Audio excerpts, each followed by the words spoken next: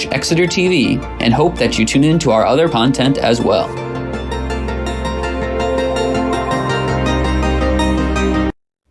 Thank you for tuning in to Exeter TV.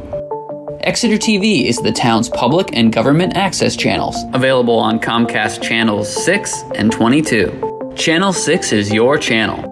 If you have an idea for a program, want to host your own talk show, or submit a film, we're here to get your content on television. On Channel 22, we bring you live and replay coverage of government meetings and other town updates. A third channel, Blue Hawk Media, is operated by SAU 16 and can be found on Channel 8, with all your school sports, events, and meetings. You can watch Exeter TV online at exeternh.tv, Apple TV, and on Roku. Find us on social media for extra content. Subscribe to our YouTube channel and hit the bell to get notified about live streams and new content. Tune in to our platforms every other Friday to watch the Exeter Biweekly Report, with recaps of recent events, updates from town departments, and messages from nonprofits in your area. If you head to our website, exeternh.tv, we invite you to sign up to our newsletter to receive monthly updates about new content, upcoming meetings, and more. We'd like to thank you for taking the time to watch Exeter TV and hope that you tune in to our other content as well.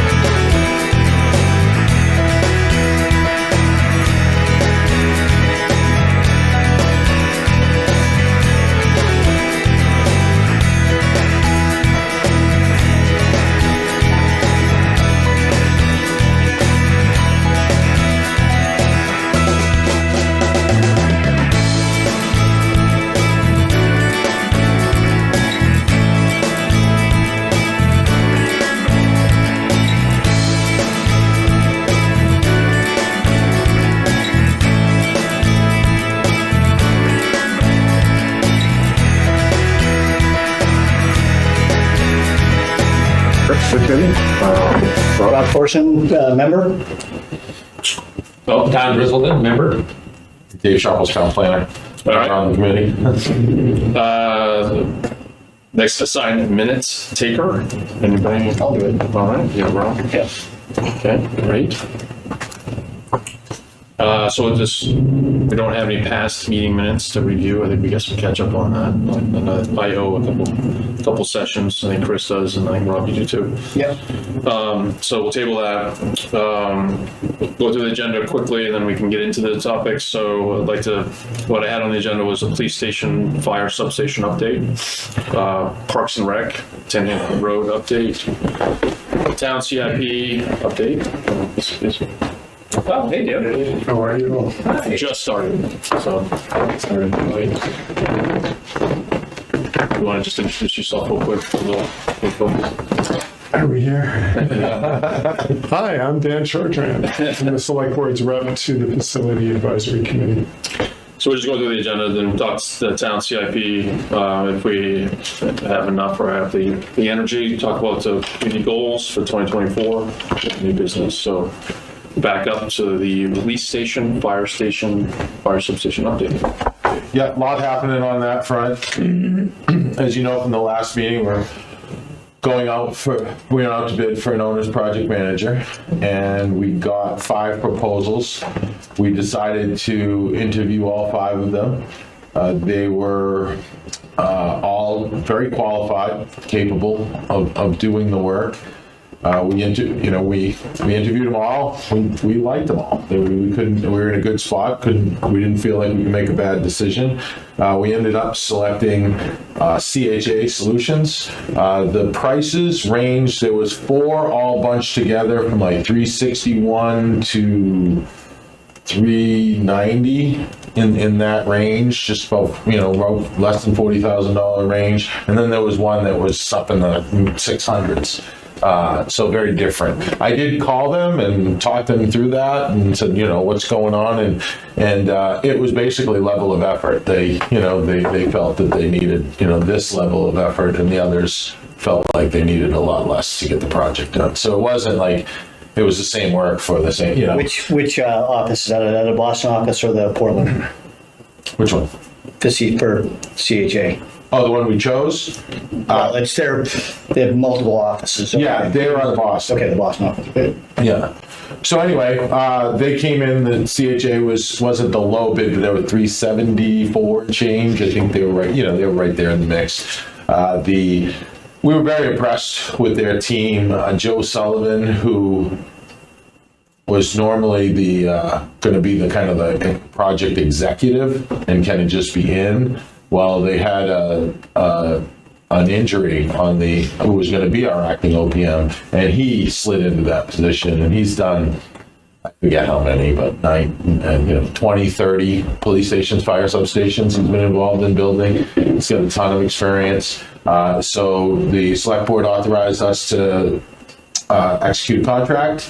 We got the contract, turned it around, and it's sitting on my desk executed. So it's all done. They were under contract. Yeah, for the first time ever, I sent it to Primex, and they said it looks good. Usually that does not happen. Nothing. They said it looked good, and it was Mike Ricker. He's the general counsel there. I've been working with him for years. He's really knowledgeable. He just, maybe there's down in Mass, there's, requirements on, there's a lot of requirements on firms and the process, and they might you can't limit liability, and you can't do all these things that Primex doesn't recommend, that maybe people do up here because it was the first time ever. So we got through that without a hitch. And then I started talking to Joe right away. Well, I've talked to him. I've been talking to him for a week, not under contract. And he sent me a geotech scope of services. I sent out a request to 3 different local firms for geotechnical services, and I've already heard back from one.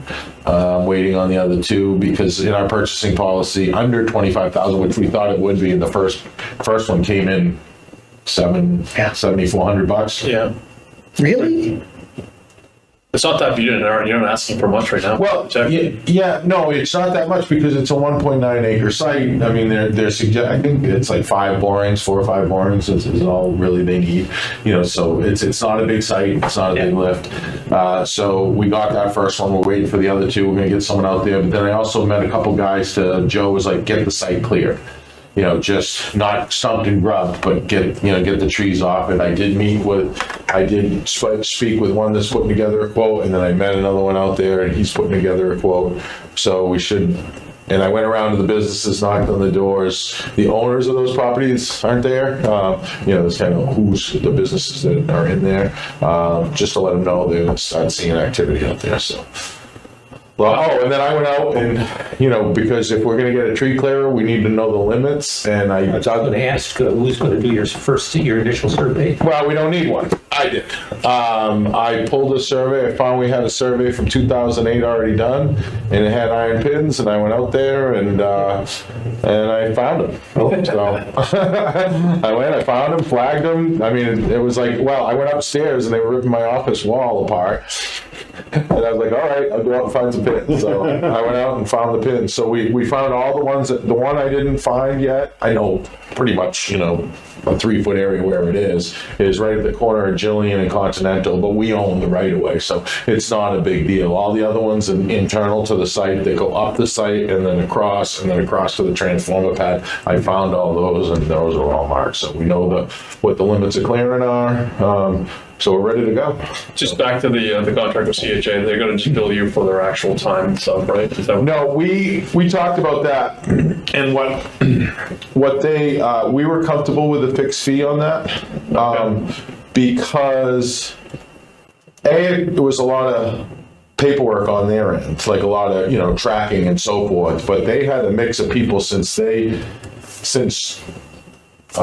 Joe is going to be the main point of contact, kind of put his hours under others. Because if he did it, he wouldn't have been as competitive. They wouldn't have been as competitive.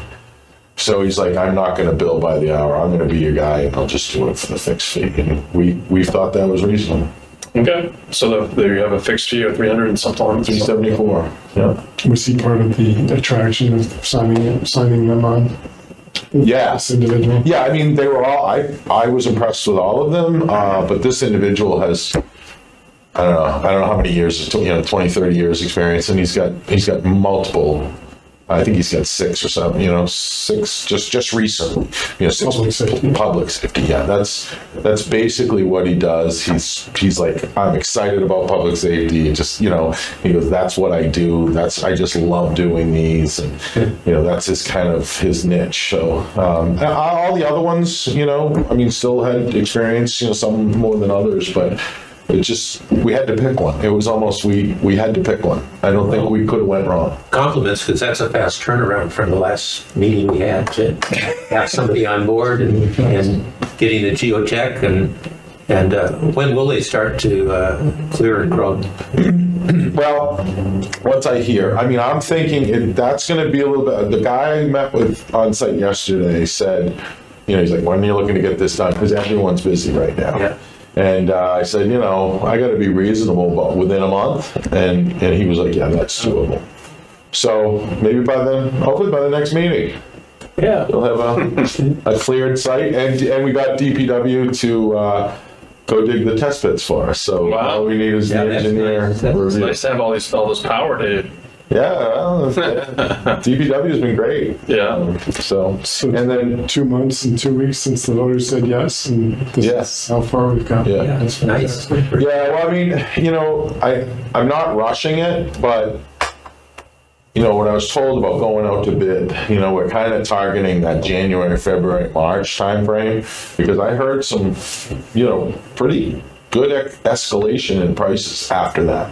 If you go out to bid in April, May, June, when everyone's schedule's already filled. That's true. So, I was hearing some numbers of, upwards of 10%. So when you're talking 17.5 million, that's a lot of money. That makes a big difference. So this lines you up to get some good timing. Yeah, we want to move efficiently and just get it done, well, but keep it moving. One of the next steps was going to be the RFP to the designers or to the architect. Yeah, I got that. Yes, they already sent it to me before they were even under contract. They prepared one. CHA did? Yep. Yep, CHA sent me a draft yesterday. I sent it out to the group, and we're all meeting. The police can't make it because they're in a conference in Arizona, but the fire and town manager, assistant town manager, finance director, and myself, others. Our meeting, we meet every Friday at 11:15. We have been, and we said as needed moving forward, but we're meeting this Friday because we have that RFP and we're looking to get it out probably, maybe issue it Friday. And are you breaking it up for services, or are you doing an RFP for like all services from site, civil, all the way through? We're doing civil Separate, and yep. MEPF and design.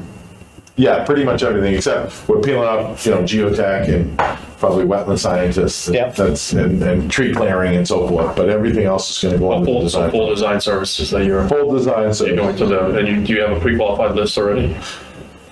Or a list? Pre-qualified. I shouldn't say it that way. You have a list. You have a list of. No, you can't do that. You don't post it on your website, probably, right? We put it in the Union Leader. Yeah. Because that gets more circulation and some national places watch that and pull the bids. They might pull it off the Exeter newsletter too, but I know they do in the Union Leader. So we put it in there. We put it on our website. But then we know a bunch of firms that do this, and we will send it to them via email, just like I did with the, that's why we got 5 proposals instead of 3, because I sent it directly to a couple of firms, and then they were like, hey, we didn't even know about this. Yeah. They're not necessarily looking for it, so we'll direct, we're not trying to pick favorites or anything, we'll just throw it out as everyone and anyone, because we want the most proposals back. Any value for us though to review a draft and comment, or you? If you wouldn't mind, that would be great, but it's kind of a quick turnaround. You want it out tomorrow? So we're looking to probably get it out Friday, but we hired the OPM. He knows, they know what they're doing. So, we kind of put a lot of faith in them to, design the services. But I can definitely just, when I get in tomorrow, I'll wait a minute. I don't know. My power's off in my office. My wall's out, my power's off. So, what's going on? I was working from home today until it went offline, and then I called Barb and she went in. She's like, there's no power in your office. I can't turn on your computer. And I can't, when I came in, I can't. If you're going to try to get this out tomorrow, I won't have time to review it, but I don't know if Don. Friday. Yeah. Well, what's tomorrow? See, I don't even know what day it is. Yeah, you can say tomorrow. Yeah, so it's Thursday. Just a couple of days. You don't have any projects here. No, yeah, so it should be better the day though. So, what do you guys think? Would you like to take a pass? I don't think it's necessary. No, I don't think so either. I think you can give the questions I have are just like, are there any specialty services included in that? So from like your, everything is included as far as even technology and all those things. Did we decide whether we're doing a net zero or not net zero? Things like that. Net zero, yeah. Okay. It was in the Yeah, it was in the warrant. We're going to make it. Net zero. We've been talking a lot about that because it's a piece. It was always part of the proposal anyway when we were doing it. Net zero really is you generate enough renewable on-site energy that you use. Well, yeah. It's net zero. Right. The issue is there's different ways in which you can either procure some of it through credits, through other things. So it's one of those things where you really won't get to a net zero unless your building is designed to be. Well, yeah, you're going to all the components that go into a sustainable and a green building. A lot of them have to be there in order to get net zero. Yeah.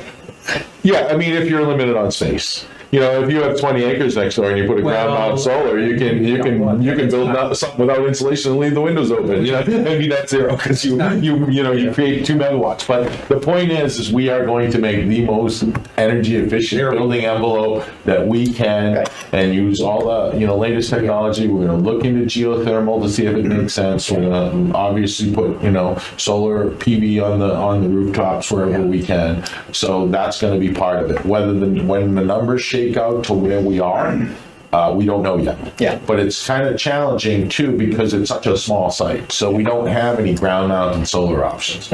I mean, the building's going to take, it's 1.9 acres. The building's going to take up the entire site. Yeah, so that drives you trying to be the most efficient with the building. Correct. Yeah, correct. And we're going to do, so I can't say. But you're not buying any specialty services to confirm or to verify the net zero piece. Well, we're not going like for a LEED certification or anything like that, but what we are doing is we are going to do some light commissioning. Because like what I was told in the industry, like heavy commissioning, building commissioning is making sure everything that gets installed works according to what they said it was. So like, the air quality, and they go in and they test the air quality, air sealing, they go in and they do pressure tests inside the building to make sure the air leakage is what it should be, and what the windows and doors are rated to or designed to be. So heavy commissioning is like we get a commissioner involved from day one all the way through the project. They're actually involved during MEP design. Yep. They're actually involved. Light commissioning is more, they come in later and then they test all the equipment to make sure it's functioning as designed. We are at least doing the light commissioning, at least. Are you thinking of doing any energy modeling in the scope of work as the design takes place? We're going to have to. Yeah. That's kind of what I was, getting at. So you have energy modeling, and then you've also got, and so it goes, to performance modeling, so that goes back into to selection of your systems and things like that. Exactly. That's where it becomes important in the choices of, say, windows, for example. The types of windows you want. But I think what you're also asking is that if you're asking for a sustainability consultant to be part of the team, I think that's a question you'll probably get asked. Is do you want, like, the energy modeling? Sometimes the MEP engineer, you have them do it, or they'll have a sustainability consultant do it. These are some of those things that you probably get asked. Are you requiring that? Or does the architect take care of that for you? Yeah, I just got the RFP today. I have not read the scope of services yet. That's probably the only thing I see that I could only look at it on my phone and on my computer. It's probably the most unique thing about it, and especially the difficulty is that it's a building that has lots of things going in and out of it all the time. So it's probably not it's an energy hog, probably, I would assume. Yeah, we were talking, there's thrown some around about what the building is, like the garage spaces, the apparatus space, are those part of it, because those are so difficult. They're opening up like in all January and so forth, but they're going to look at it. I guess the bottom line is they're going to look at it and make the most energy efficient. They're already talking about maybe, like somebody did, they did one where they put some spaces above the apparatus space. Well, and the fact that you have an OPM person now who comes from and worked on those various projects would bring that knowledge to her. Because when you look, just anecdotally, when you look at our station or any station, the doors are closed 80% of the time, unless they make a run. So the energy efficient of the building is fundamental to getting to net zero. Right. So there's different approaches. So an example for a lot of those spaces, they may do like a radiant floor, because the reality is radiant would run at a much lower temperature. You're really not, you're not heating a volume of air and things like that, and you got ventilation. But those are some of the approaches that your design team would look at and then evaluate how they meet the goal. So even with unique spaces, that's part of the thing, is if you have them as part of your protocol, you would sit there and say, okay, well, we still want to make this efficient. We want to make, not have a big energy loss here. So what's the approach? Oh yeah, we've already had those conversations with the OPMs too. That was a big part about their experience and with that. And like one of the things, like radiant heating, I heard that radiant flooring is apparatus space is really something to look at. The other one was accordion doors that are much more efficient, I guess, than the overhead. Don't ask me why, but they are. So we're gonna. Sounds like you got it in hand, David. Yeah, we're looking at all. And then one last thing I wanted to mention, and Dan can speak for himself too, but he was the one, I didn't know you were going to be here tonight, but he was the one who brought up to the select board. He reminded me about the facilities committee and how great you were and how valuable you were to us during the process. And I said, you know, and I was very appreciative. Mark called me ahead of the meeting. But so I have heard, I mean, some people, you know, a lot of people watch the meetings, and they said it was very invaluable about, you know, like when we were trying to go through the different delivery methods and so forth. And the people on our team internally watch the meetings and so forth, like, you know, and they would watch the meeting, and they were like, yeah, that was really good. Right. So you've gotten a lot of praise. Thank you for your help on that. Probably did something before you. Nice. All right. All right. You know what? Now you're getting credit. And I'm slow down. I think we just made the right decision a few minutes ago. No, go ahead with the RFP. You don't want to messing with it too much. No, I agree. I think it's, to me, I think it's a positive thing, and we talked about time is of the essence. So Yeah. Yeah, it is. Yeah. I mean, we're not going to rush, but we're gonna keep moving forward. And I think Yeah. it's also great that you're still involved, that you're managing this process. I think that that's valuable to the town. Hopefully that stays the way, at least. Yeah, I might as well. I mean, it doesn't take a lot of my time, and I'm managing the solar array project right now too. So Which is I'm going out. Yes. Oh, yeah. Yes, I'll give you an update on that later. So I just want to make sure, I think that's making a big difference also, where you don't have an individual department trying to do this, right? You don't have police and fire trying to do this, that you have you managing it. So I think that's really important for you, Dan, for the select board, that you have that and you're doing it. I don't think I'm speaking out of turn to say the select board agrees with that. Yeah, that's great. Yeah, and it obviously it takes pressure off fire and police too, right? Not to have to deal with hiring The people town and stuff. manager. Yeah, right, exactly. So great, that's good.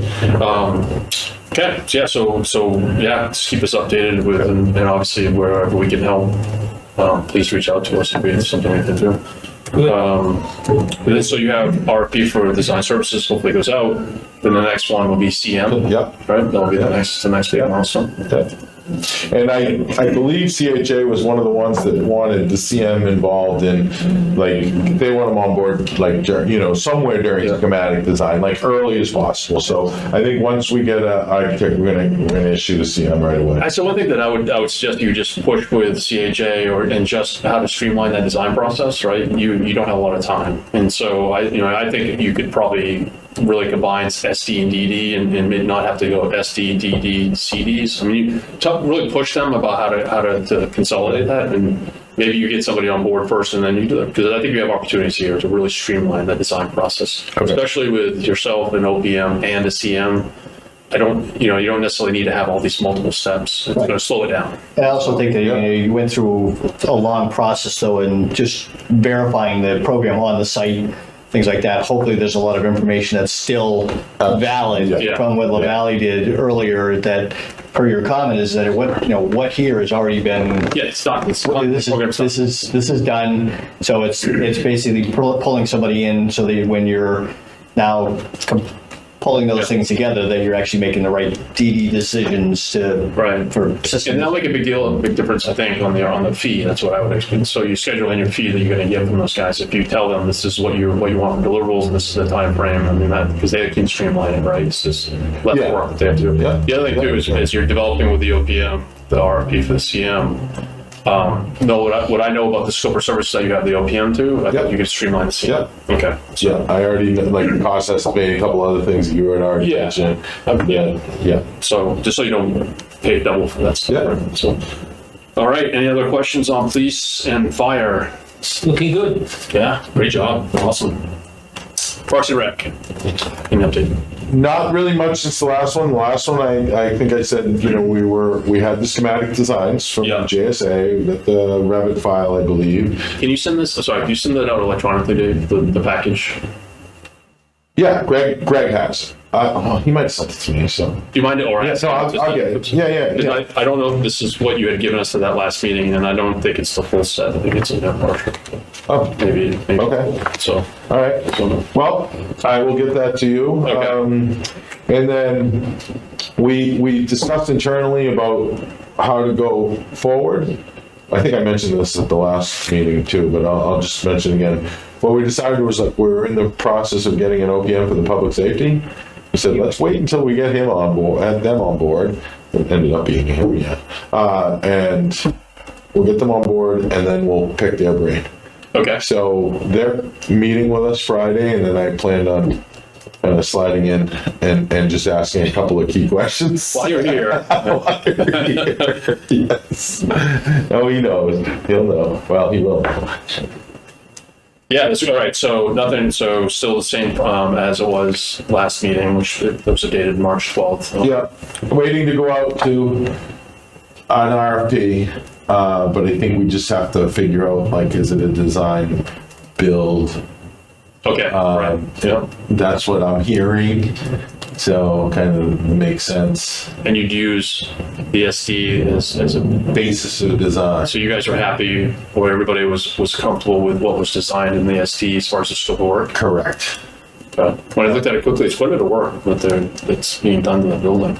Yeah, I mean, it's making it all ADA accessible, putting in the lift. You know, that was probably the biggest thing. Now they've taken part of the roof off, putting in the dormers in. No, I know, I understood. Yeah, I was like, the lift was that was like the big thing, if you will, because there's fire suppression in the way, and they have to shift that and so forth. But yeah, like I said, this was just the architectural. It looks like that there's other stuff that's going there. So, but yeah, no, they're doing dormers. They did some deck work out back. They changed some rooms up, took out some walls, made a bathroom ADA compliant, so upstairs. So. And the intent is, I didn't see a lot of offices in there, and I don't know what they have for staffing, but I only saw like 2 offices in there. There's more than that. Okay, so maybe it is, because there's a lot of multi-rooms that they called it, so. Yeah. So I just, okay. So Yeah, I don't know. Okay. Greg would be the one to answer that, but I would think they would need at least 3. Or maybe there's 3. Yeah, that could be that. I saw. Yeah, because over there, you got Greg and David, and then you got the where people meet. The reception area. So yeah, that's fine. Doesn't need much. Okay. So all right. I mean, that's probably exactly what they did. I was thinking for some reason they just had a bigger staff. But, all right. So next step is, well, you're going to decide the process. We need a couple offices. and issue something Okay. here in the next month or 2, I'd imagine.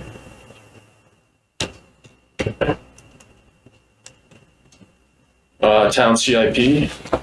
Yeah, that was the town manager put out his directive, a few weeks ago to all department heads and I created the folder for 2025, and I fixed that. We're meeting at the end of the month, just preliminarily. Usually the deadline, I think, is in like the 3rd week of June to get all but we're meeting early this time because the department heads, a couple of them felt like they put things forward and then it goes on to a process, and then what gets on the warrant, they don't, things get cut, things get... How does the sausage get made? Is that the question? Yeah, the sausage.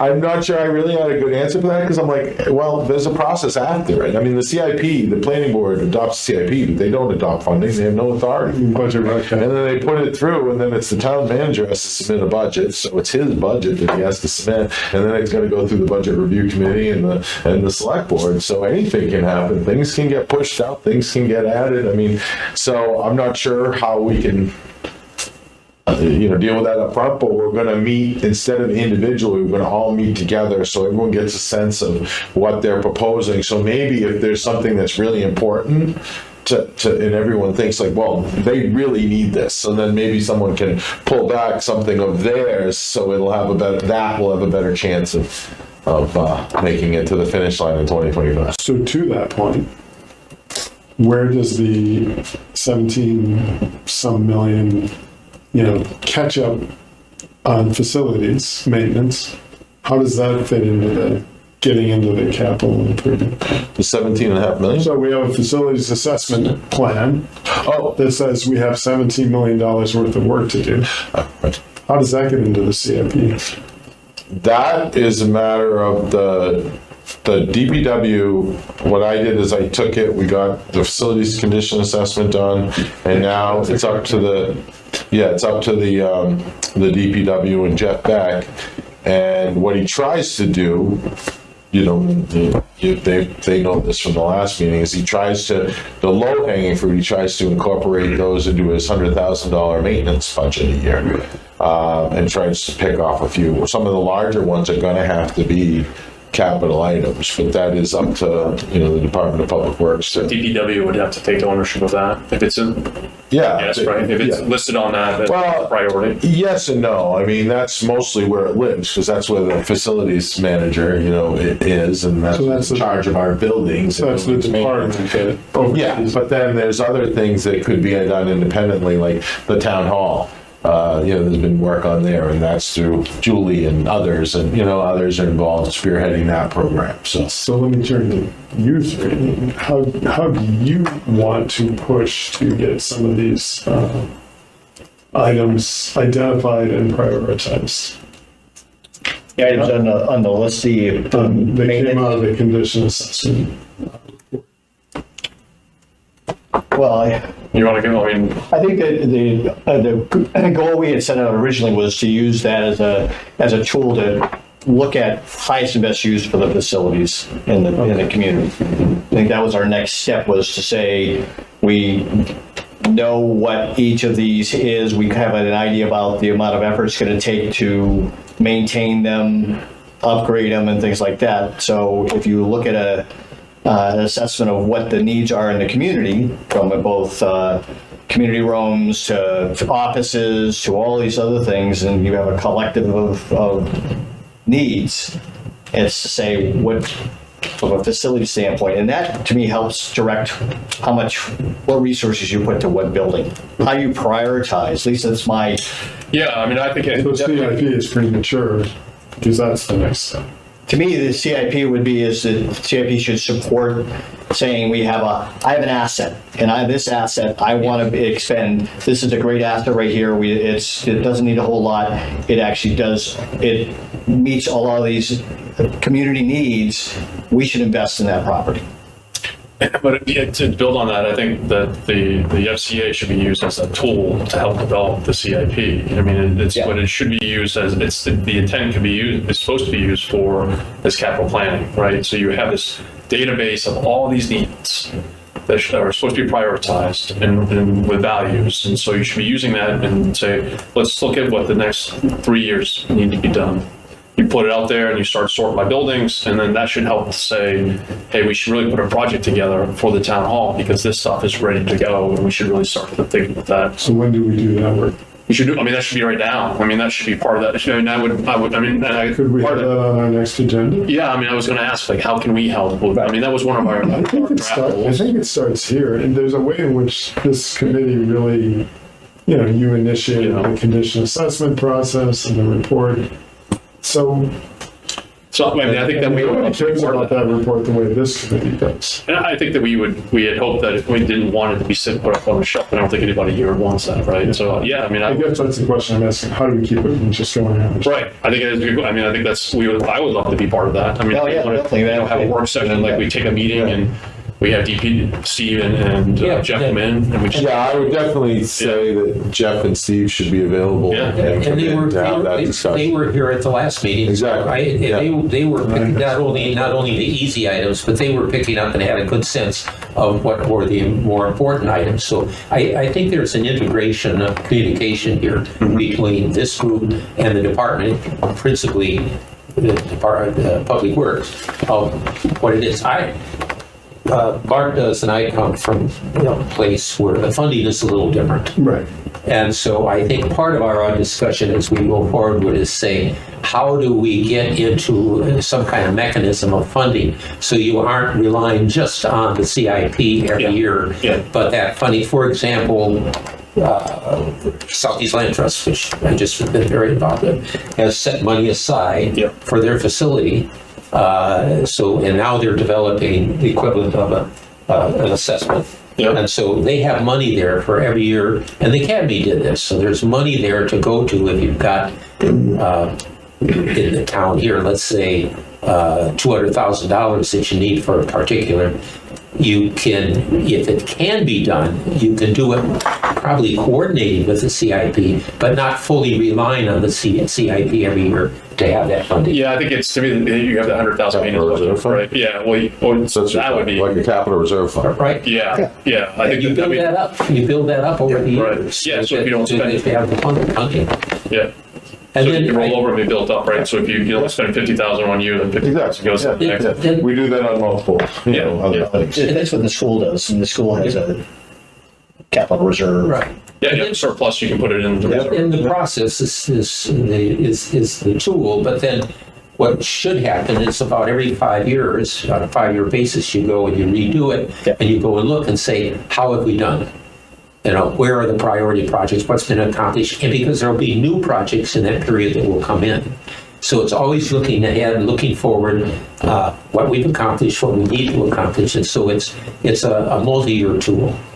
So what I would like to see us do is at our next meeting, really flesh out how we would like that to work, and then have you, get an item on the agenda at the select board and have you come and present.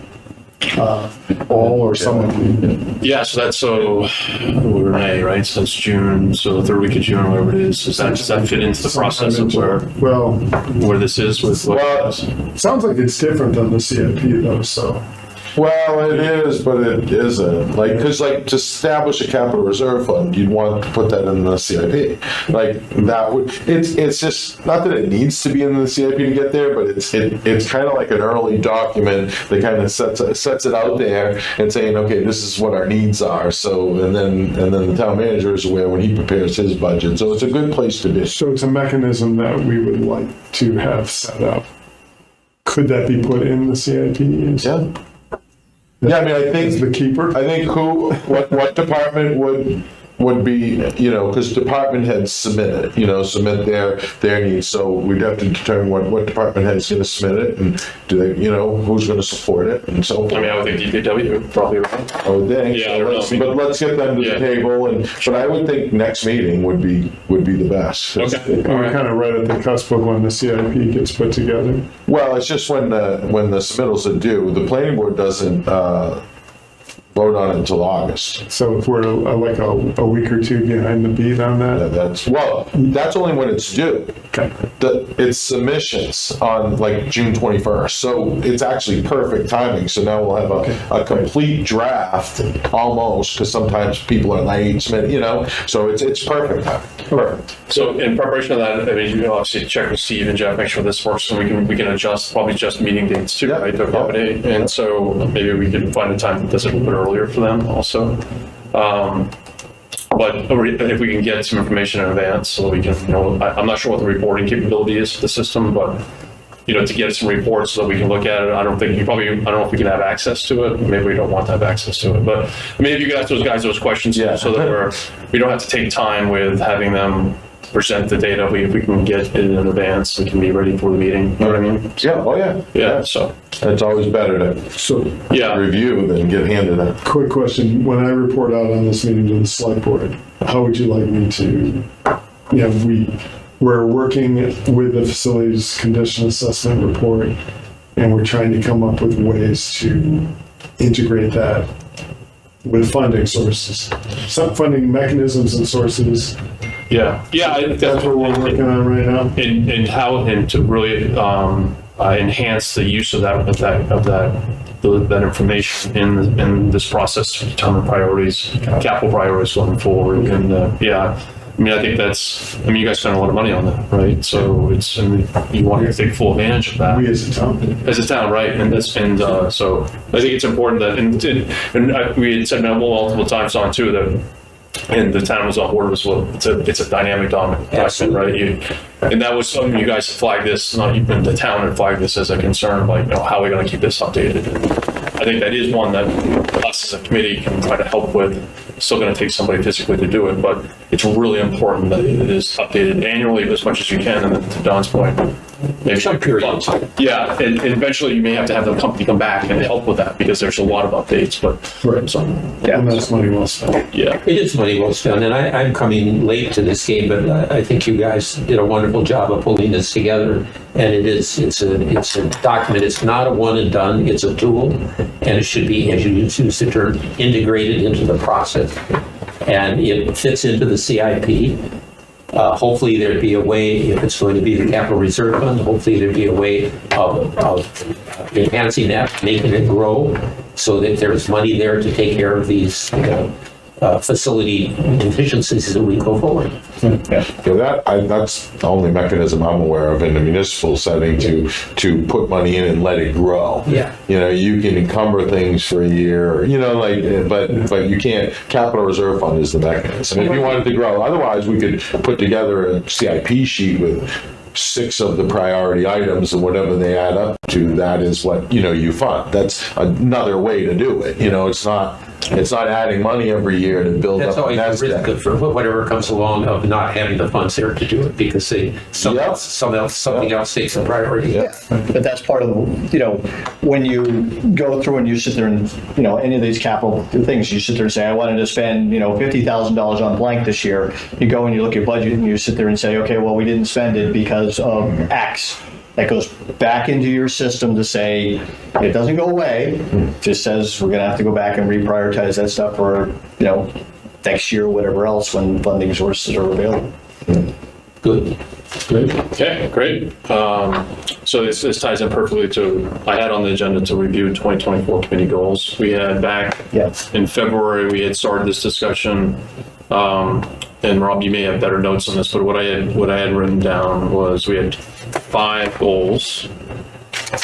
The first one was, on my notes, was an FC report and how to develop a long-term capital plan, which is exactly what we were just talking about. So, and prioritization. So that was one of our top goals, was to really help the town try to work with this. So I think that sounds like it's still a very good goal. The second one was priorities on deferred maintenance, was to help. I think that was more with Jeff, where he has his list and trying to help with that, but it is tied to the FCA. I had written down number 3 was to work with BRC on the CIP and really come up with a better process that our 2 committees, or our committee and theirs, can help with this and streamline the process. What other committee was that? The budget recommendations committee. Yeah, and just so that we could, because I think last year we were a little late in the game, us getting into and helping. BRC was already reviewing some stuff. I think maybe it was 2 years ago now. And we get the chair of the budget committee to join us at one of our meetings. Yeah, and we've talked a couple of times about doing this, and Right. I think it's as 2 committees just have to sit down and do it. And so, but I can reach out That would work as well. and remind me, is the BRC chair still the same? Bob Kelly. Bob Yeah. The essential citizen. So we had number 4 was increased membership, and we have Don, so check the box on that one. Some slots open. I know, that's true, I know. We gotta keep it working. Well, Alan. Alan, yeah, I think he's on the mend. Unless I haven't heard from him in a couple of weeks, but I think so. What is the size of this committee? So we should have, we have a full 5. Okay. 5. Yeah. So Alan and Chris is, regular participants. Yeah, so- yeah. So we're actually at our limit. That's Well, yeah, you can always have a couple alternates. Yeah. You I know. was trying to look and see what we'll the, stay on the lookout. yeah, so we have 5 residents, 5 members, and two alternates. Yeah. Great. So, and then the other one we had was,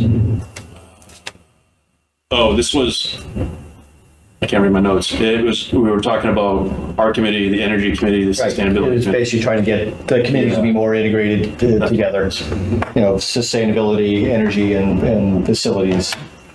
Yeah, having 48 meetings, we were trying to say, so. There was a move, part of that was done. There was the energy and sustainability got together and looked at possibly combining and so forth, but they decided that they do get a lot done and on parallel tracks, about the same goal, same overarching goals, but they do a lot of different things. They also had a hard time finding common meeting times. Yes, they also found that meeting time. But they decided to stay apart. I think the select board was...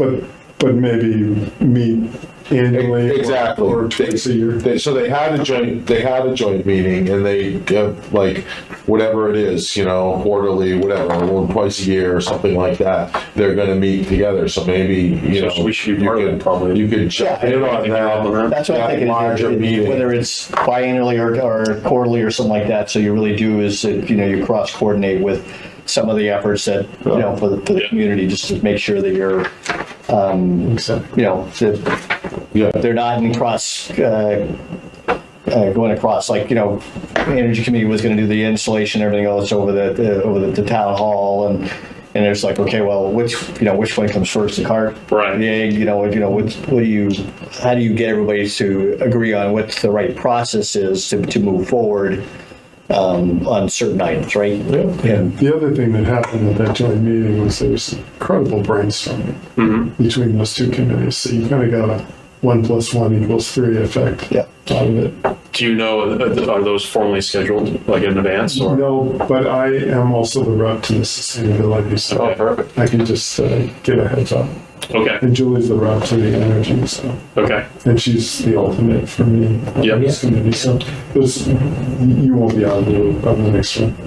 Okay. So it's still a goal that we want, this committee. Yeah, And then, I think it is. I mean, I think it's best for the town to make sure if we're moving forward, we're a coordinated, people advising the select board to, basically it's facilities and. yeah, I mean, We seems just like had some facilities conversation at the Sustainability Advisory Committee meeting at our last meeting where we talked about some improvements that might be helpful out at the transfer station. So, and that's something is a facility. So, yeah. it'd definitely be good to pull a meeting together. Okay, great. So let me. You get that one down. Bring that goal home. So those were the 5 that I had written down. But that matches what you had, Ron. So we have, that's a pretty good list. And do we have any more that we want to add to the goals? I think one of the goals from our original one to me is that dovetails with the FC and everything else, is looking at an overall highest and best use for our facility. So an example of facilities assessment, or just understanding what are the needs, right? What's the needs of the community? Yeah. And it's really going through and kind of putting together a list of the needs and trying to do is cross-reference some of these needs. So it's like, what I see right now is like, okay, well, the library does their project. Okay, well, we get a community room into this, and that's not necessarily cross-coordinated with what's happening with, say, with Parks and Rec, or with, DPW, or with some other things. So there's a lot of things I think that are common needs. I think this building to me has a lot of that. That's more of a program. I mean, program evaluation, right? Program evaluation. And kind of like you said, the MSI, or somebody did kind of assessment of kind of operational things. That would be one of them, right? So you have an operational scenario is okay, well, we have 2 groups of people that, work together a lot, but here are some of the things that don't work for them. They really would be better if they were co-located or if they were somewhere else. Or Rob, I think what you're saying, back from my own experience, is you start to think of this as a town campus. yes, Rather than individual silos. Yeah. Which oftentimes can happen. So I don't mean that in a derogatory term, but people think only of my department or our department. And so if you start to think of things in terms more of an integrated campus, then you start to say, conference rooms, where can we share them? other kinds of spaces, how do those affect each one? Yeah. So there's coordination that goes. Yeah, so it's building off, because we had really pushed the DPW to do that on their smaller campus, right? And so about exactly that, so this is expanding it to the town-owned facilities. Yeah. So it's how do we want to try to characterize? So it's a 6-goal. I mean, I think it's associated with the FCA, but in a way, it's a space needs analysis. It's a space needs analysis, and I think it doesn't necessarily. Or assessment, I guess. Yeah, assessment, and so it's basically taking what we've all anecdotally, at least even us, have heard over the time. You know, we've got a media room, we've got a this, we've got a that, we've got need for these spaces, need for that spaces, and it's not necessarily. It's to figure out, say, how do we sort this, and that to me helps when you start thinking about some of the. We're going to reinvest in, or we're going to do something in this particular location. What is the best use of that particular building? Yeah. And what kind of money do we invest in that building? Is that the right? It gives you guys the information to say, you know what, this does make sense for us to look at this, and gives us the right opportunity. And so this seems like it's the timing. It could work out really well because we have the Hampton Road project, Yep. right? Which so that we have Parks and Rec that's going to go over there. So we have a building here that I don't know if there's been discussions about what to use the old Parks and Rec. Not yet. No. So you have that. We have the town hall discussions. The big push about doing something with the town hall. This building, I don't know if they're still cramped here, but so, I would love Yes. if this Yeah. committee, very much. But that idea of fostering a holistic view of our Yeah. facilities and where are there places, instead of, building now this department has this facility. Right. It's like, how could they use an existing facility if it was renovated and with them in mind as well as others? So that idea of a campus and not having silos, I love that idea. Because you guys- get more efficient use of our citizens' money. Yes, Yeah. indeed, right. and you guys have this. There was a report, the organizational report that's been done, right? But is it officially done? Yes, the Keegan report. I guess so. That's where you looked at the staffing. Organizational structure. Yeah. So you have that. So now Yeah, you know we have kind of that. what as far as what the town Yeah. staffing needs, organizational needs are. So, all right. So Yeah, I think that's coming forward pretty soon for select board discussion, I believe. Yeah, we've already discussed, we had a goal setting session. Every select board member, I think everyone, included amongst their goals for the coming year, implementing sort of the first phase of the Keegan report. So, and some of it's happening already. Yeah, I think, yeah. Like if there was a recommendation to hire a standalone part-time welfare director. I think that's happened. So, okay. so there is implementation. So you have an organizational study that you could use for that, and then we have some moving parts on the space side of it. It sounds like it's a really good idea but this could be a big. I mean, this is a big effort in a way, right? Because it's going to be because people are going to have to take their silo hats off and be comfortable with giving up some space, maybe, or doing some different things. Well, what we can do is we can use language that'll foster that idea of thinking about town facilities holistically. Yeah. Not the department, but the towns. Yeah. And we can also, push that goal forward, where we see opportunities to point out that there's this opportunity for these two departments to work together to. Yeah. You also start to see kind of a gap analysis as well as you kind of sit there, and once you kind of go to each of these and you kind of find out what areas this person doesn't cover, this person doesn't cover. It's kind of like this. How do we cover those areas to make sure that that they're cross coordinated? Yeah. Right. Yeah, and then I think with the big things that probably are coming in DPW with the potential new buildings, right? And then there's opportunities here that with some of these, is there some consolidation or relocation that can happen to take advantage and maybe downsize a little bit, right? Consolidate property, trying to some of these buildings that you may not. Actually, before you get rid of some of the buildings, you want to make sure that decision's made with all the information, right? Yeah, and that's part of the thing is like you just said, we now have some potential facilities that will become vacant, and with that is we all know that as soon as there's a vacuum, it gets filled. But you're right. So yeah, and then so let's do it the right way, though, right? It will fill that. Yeah. Yes. Okay. All right. That's good. So then we have a 6 goal. Yeah. Do you want to wordsmith that, Rob? Yeah. But basically, space needs evaluation for town facilities, and probably better wording there to say that. Okay. Any other 2024? No, I think that's good. But it brings another thought is that the role of this committee, I guess I'll get more used to it as it goes along, but I'm just thinking of Dave and the town planner a lot, what we were just talking about here. If we get into a routine and a process, then it assists Dave in doing the work he needs to do as the town planner, as the planner for this campus. In that way. Yeah. I'm not putting work over on you, but where else? Planner word's broad.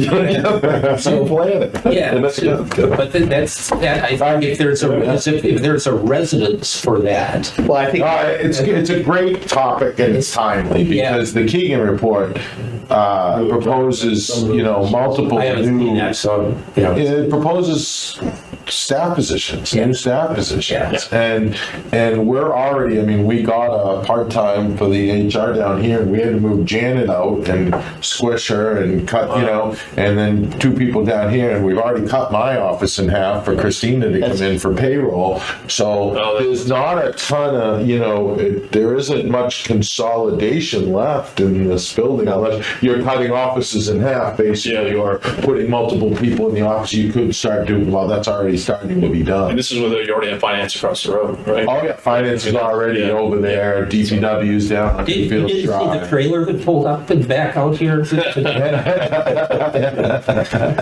put the jog trailer. That's your Building department. And what I love about this committee is there can be an advocacy role. Yeah. A certain way of thinking about things. Like, sort of Don Yes. talked about it, the way you talked about it. It's not that you're commanding it, you're advocating for something that will save the town money and make it more efficient. And We're facilitating facilities. that's a great way. Well, I think for me, my motivation was literally after being here for a long time, like a lot of us, is that seeing things continually go cycle through, which wastes a ton of time and money.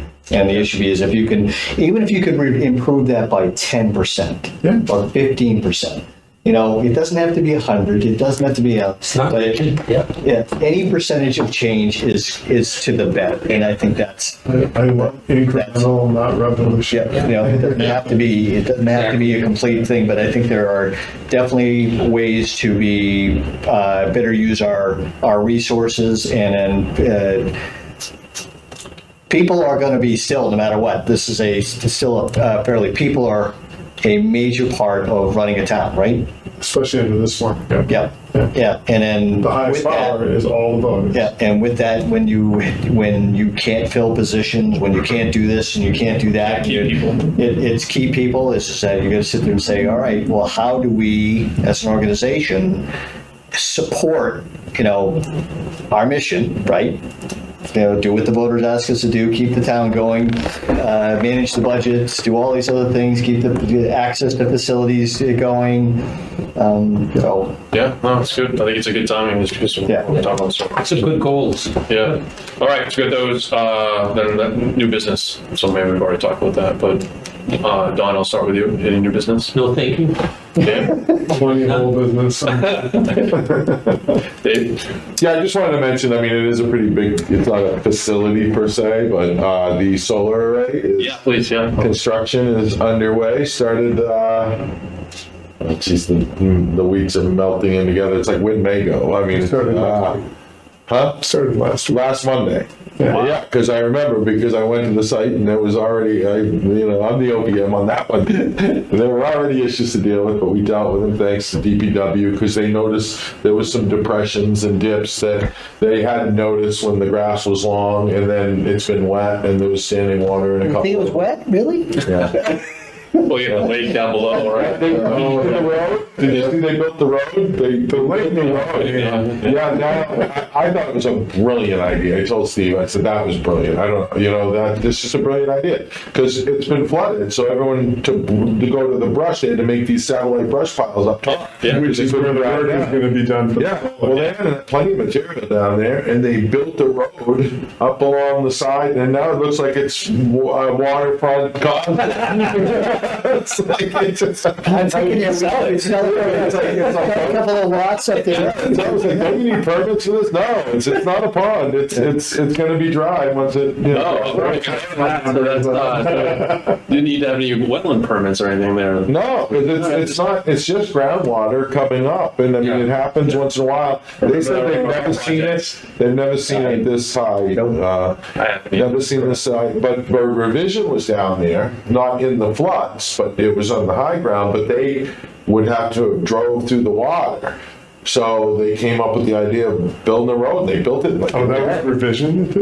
No. Oh, DPW's like, because Revision was like, have to drive around and get a key to the gate. And they're like, no. Well, and then somebody came, I think, it might have been, I don't know, someone, brilliant idea. They just built the road in like one day.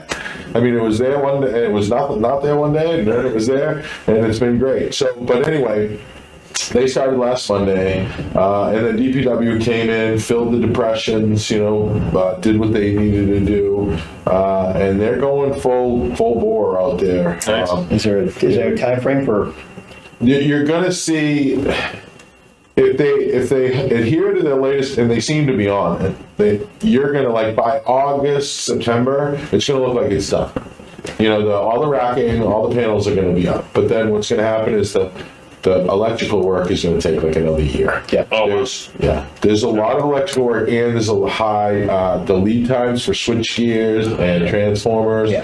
And we made a conscious decision to we were waiting on the permits from the state because we did not want to go out and spend $1 million on equipment that is non-refundable until we got the permits. It's just there's no way I'm going to go to the select board and explain that we got $1 million of switchgear transformers that we can't use. So we waited. Tar and the feathers out. Yeah. So, but then as soon as the day we got the permit, we're like, okay, we sent the check to Unitil so they could procure what they needed for their interconnection. We gave the go ahead to Revision to procure all the long lead times. So they did, but still, we're still out until that was probably a month ago. We got the permit, so we're still out, a year. Yeah. We're not playing a short game. We're playing long. No.